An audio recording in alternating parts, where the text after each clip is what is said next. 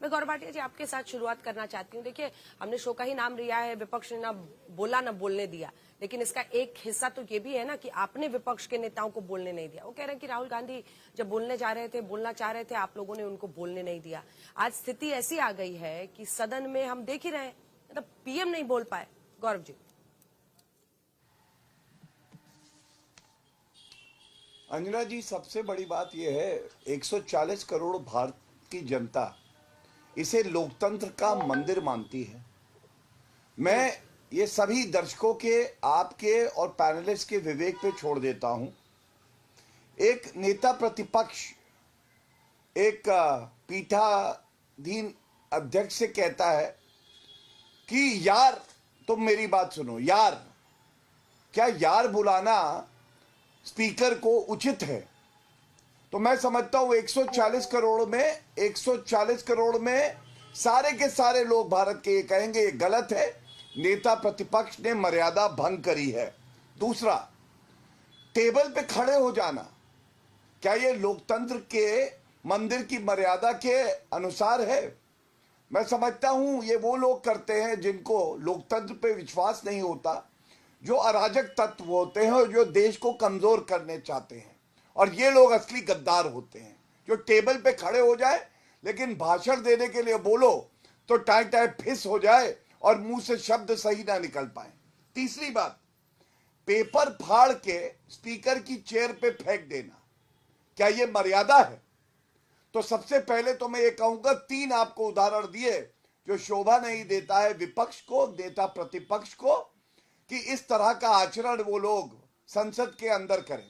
दूसरी बात, अब जो मुद्दा 2 दिन से चल रहा है किताब का, आपको मालूम है ये किताब प्रकाशित नहीं हुई, लेकिन अंजना जी, जो किताब प्रकाशित नहीं हुई उस किताब को राहुल गांधी हाथ में लेके घूम रहे हैं, जिसकी अनुमति अभी भी रक्षा मंत्रालय ने दी नहीं।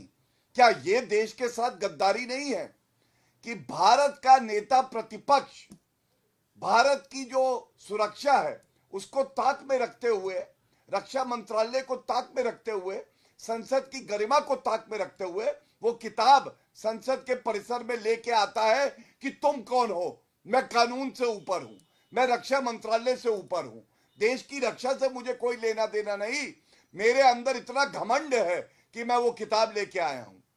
तीसरी बात, किसी और सांसद को, मंत्री को गद्दार बुलाना, अंजना जी क्या ये उकसाना नहीं है?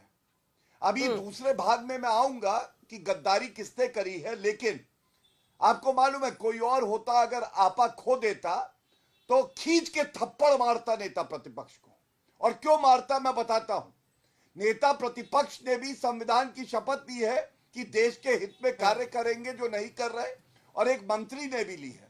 कौन होते हैं राहुल गांधी एक और साथी को गद्दार बुलाने वाले? नहीं अच्छी लगी विचारधारा कांग्रेस पार्टी की, छोड़ के चले गए। क्या ये गद्दारी हो गई? आप उकसाएंगे, ये अपने आप में दिखाता है कितने अपरिपक्व और कितने असंवेदनशील हैं राहुल गांधी। प्रधानमंत्री का तो जवाब होगा ना बजट सत्र पे, या वो भी नहीं होने देंगे आप लोग? मतलब क्या चाहता क्या है विपक्ष? जरा देश भी तो समझे कि आज आप लोग चाहते क्या है। प्रधानमंत्री जी इस डर की वजह से संसद नहीं आए हैं, बोलना नहीं चाहते, क्योंकि राहुल गांधी जी ने संकल्प लिया अंजना जी कि ये पुस्तक मैं प्रधानमंत्री के हाथों में देना चाहता हूं, जिससे मेरी भारत मां की भूभागी अस्मिता के साथ खिलवाड़ किया है। तेरे सीने में नहीं तो मेरे सीने में सही हो कहीं भी आग, लेकिन आग जलनी चाहिए। हंगामा खड़ा करना हमारा मकसद नहीं, हमारी कोशिश है ये तस्वीर बदलनी चाहिए। अरे गद्दारों की सरकार यार शब्द से डरती है।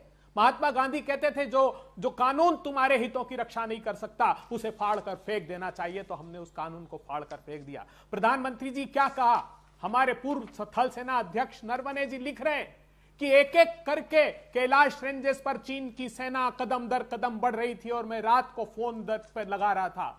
कैबिनेट कमेटी ऑन सिक्योरिटी के प्रत्येक मेंबर को फोन लगाया, राजनाथ सिंह जी को फोन लगाया, विदेश मंत्री को फोन लगाया। उन्होंने कहा हम प्रधानमंत्री से बात करेंगे। मुझे अनुमति नहीं दी गई, मैं अकेला महसूस कर रहा था। अरे किस सैनिकों की शहादत पर वोट मांगते हुए शर्म नहीं आती, लेकिन जब भारत मां को आवश्यकता थी इस भारतीय जनता पार्टी की सरकार की, तब उसने हाथ खड़े कर दिए। और मुझे याद है अंजना जी, हम आपके साथ डिबेट करते थे कि हम 29-30 अगस्त 2020 की दरमियानी रात पर हमने कैलाश रेंजेस के उन हाइट्स को अचीव कर लिया था जब चीन डरने लगा था। हमने हेलमेट पर, ब्लैक टॉप पर, गुरंग हिल पर, मागर हिल पर, रेजांगला पर, रेचिनला पर, लेकिन क्या किया राजनाथ सिंह जी ने? उन्होंने कहा हम डिसएंगेजमेंट करेंगे। सारे पूर्व सैनिक सेना के अधिकारी आपकी डिबेट में कहते रहे कि जिन हाइट को हमने अचीव कर लिया उन्हें छोड़िएगा मत प्रधानमंत्री जी, लेकिन घुटने टेक दिए इस भारतीय जनता पार्टी की सरकार ने। मिनिस्ट्री ऑफ डिफेंस उस किताब को अनुमति छपने की नहीं दे रही है, लेकिन 6 अगस्त 2020 को मिनिस्ट्री ऑफ डिफेंस ने जो कागज अपनी वेबसाइट पर डाला कि यूनिलेटरली स्टेटस को चाइना ने चेंज कर लिया, चाइना हमारी भूभागीय अस्मिता के साथ खिलवाड़ कर रहा है। प्रधानमंत्री जी ने, जब राहुल गांधी जी ने ट्वीट किया तो प्रधानमंत्री जी ने कहा कि वो दस्तावेज हटा दीजिए, वो प्रमाण है क्योंकि वो क्लीन चिट दे रहे थे। एक सेकंड अभय दुबे जी, प्रॉब्लम क्या है ना कि जनरल नरवणे की वो अप्रकाशित किताब को आप लोग कोट कर रहे हैं वाया अ मैगजीन, है ना, लेकिन आप जनरल नरवणे को सुनने को तैयार नहीं है जो कह रहे कि 1 भी इंच जमीन हमने नहीं दी है। आप अपनी पॉलिटिक्स को कब तक चमकाने के लिए ऐसे मुद्दों का इस्तेमाल करेंगे जब वो खुद ही कह रहे हैं कि हमने 1 इंच जमीन नहीं दी? वो वाला हिस्सा डिलीट करके कालीन के नीचे उसको छुपा दे, है ना। आप नहीं सर, एक सेकेंड, आप जनता के बीच जाने की मेहनत नहीं करना चाहते हैं इसी पार्लियामेंट में, इसीलिए आप लोग ये हंगामा करके सोचते हैं कि काम रफा दफा हो गया, हमने विपक्ष की भूमिका निभा दी, चिल्लाहट कर दिया। 28 जनवरी 7 मिनट, 29 जनवरी 1 घंटा 9 मिनट, फरवरी 1 को 1 घंटा 27 मिनट, 2 फरवरी को 3 घंटा 27 मिनट, 3 फरवरी को 37 मिनट। राज्यसभा में वैसे ही देखिए यही है, पूरा हम दिखा रहे हैं कब कितने दिन बजट सत्र में संसद का कामकाज चला है। किस लिए चुनते हैं लोग प्रतिनिधि अपने सांसदों को? जाकर उनके मुद्दे उठाएंगे पार्लियामेंट में, या आप अपना ब्राउनी पॉइंट स्कोर करने के लिए भाई हमने चिल्लाहट कर दी, हमने कामकाज नहीं होने दिया, हमने हंगामा किया, हमने पेपर उछाले, हम वेल में कूदे, काम खत्म पार्लियामेंट का, काम खत्म विपक्ष का। यह आसान रास्ता चुनना नहीं है और गलत रास्ता। आपको नहीं लगता कि भारत को बहुत कठिन दौर में फंसा दिया भारतीय जनता पार्टी की सरकार ने? इस किताब की अगर सच्चाई पर देश में बात करते हैं तो देश की, भारत मां की भूभागीय अस्मिता की रक्षा के लिए करते हैं, प्रतिपक्ष का दायित्व है। हम चाहते हैं कि सरकार सही रास्ते पर आए। क्या भूटान के साथ जनरल नरवणे कह रहे हैं ना सर 1 इंच जमीन नहीं दी? मैं उत्तर दे सकता हूं अंजना जी, इससे बड़ा खुलासा जनरल नरवणे ने और क्या किया कि मैं हॉट पोटैटो जैसा फील कर रहा, अकेला महसूस कर रहा था। मुझे बताइए क्या डोकलाम में जो 71 डेज का स्टैंड ऑफ था चाइना की तरफ से, 5 मार्च 2018 को निर्मला सीतारमण जी ने राज्यसभा में जवाब दिया है कि उसी जगह पर परमानेंट मिलिट्री इंफ्रास्ट्रक्चर चाइना ने बना दिया। क्या ये बात सही नहीं कि गौरव जी जवाब दीजिए इसका? ठीक है, अब आप रिपीट कर रहे हैं अपने आप को, लूप में बोलने से अच्छा है कि गौरव जी जवाब दीजिए इसका। वो कह रहे हैं कि चीन के मुद्दे पर जनरल नरवणे, ठीक है आप ही का सवाल पूछो, जनरल नरवणे ने ये जवाब मांगा कि हमें क्या करना चाहिए और उनको अकेला छोड़ दिया गया था, इस पर जवाब। अरे आप ही का सवाल का जवाब दे। तो अंजना जी 6 अगस्त के दस्तावेज पर भी पूछिएगा। चलिए आज दिखाते हैं कि जैसे झूठा मक्कार फरेबी राहुल गांधी है वैसे ही उनके प्रवक्ता है, और मैं तथ्यों के साथ बोलूंगा अंजना जी, और आप सुनिएगा।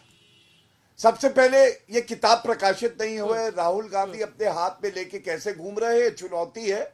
100 किताब कल मेरे पास पहुंच जाए, जितनी कीमत होगी मैं दे दूंगा अगर प्रकाशित हुई है तो। लेकिन बड़ी बात क्या है आपको मालूम है? देखिए हाथ में आर्टिकल है, यह आर्टिकल है मेरे हाथ में, जिसको राहुल गांधी संसद के पटल पे पढ़ने का प्रयास कर रहे थे। 5 बार स्पीकर ने अपनी व्यवस्था दी कि नहीं पढ़ सकते हैं, लेकिन पढ़ेंगे। अब इसमें क्या लिखा है? ये सुशांत सिंह एक व्यक्ति है, उसने आर्टिकल लिखा है। पहला झूठ इन्होंने बोला और राहुल गांधी ने संसद में बोला। उन्होंने कहा 4 चीनी टैंक भारत की तरफ आ रहे थे सीमाओं की। आपको मालूम है इस आर्टिकल में देखिए हाईलाइटेड है, ये किताब का हिस्सा नहीं है, कोटेड नहीं है, ये जो लेखक है उसने लिखा है। पहली बात। दूसरी बात, राहुल गांधी ने आज जब बाइट दिया, वो बाइट सुन लीजिएगा, उसमें उन्होंने कहा कि किताब में लिखा है कि चीनी टैंक भारत की धरती के अंदर घुस गए। अंजना जी खून नहीं खोलेगा। आप मुझे बताइए जब कोई व्यक्ति झूठ बोलेगा, इतनी मजाल है किसी चीनी सैनिक की, कोई ऐसा टैंक बना है जो नरेंद्र मोदी जी प्रधानमंत्री हो, देश की वीर सेना खड़ी हो और अंदर घुस जाए। और ये झूठ बोला उन्होंने, मैं चुनौती देके कहता हूं, इसके देश से गद्दारी करी। तीसरी बात, उन्होंने कहा राजनाथ सिंह, अजीत डोवाल और बिपिन रावत इनको फोन किया। ये भी कोर्ट में नहीं है, इसमें कोर्ट में नहीं है, लेकिन एक बात कोर्ट में है और ये इनके प्रवक्ता का झूठ है। अभी चर्चा करते हुए कह रहे थे नरवणे जी अनुमति मांग रहे थे, अनुमति नहीं आई। ये बात इन्होंने आपके चैनल पे कही, डंके की चोट पे कहता हूं, चाहे दोबारा चलाइएगा। और इस आर्टिकल में कोर्ट में क्या लिखा है, कोर्ट में राजनाथ सिंह जी ने कहा प्रधानमंत्री जी से बात हुई है और कोर्ट में लिखा है जो उचित समझो वो करो, जो उचित समझो वो करो, कोर्ट में है। इसका मतलब अनुमति आई, अनुमति आई। लेकिन एक वक्त था जब अनुमति नहीं आती थी। मैं याद दिलाता हूं आपको, 26/11 का हमला हुआ, उस वक्त एयर चीफ मार्शल थे फाली हुमी मेजर। उनका इंटरव्यू किया आज तक और इंडिया टुडे ने।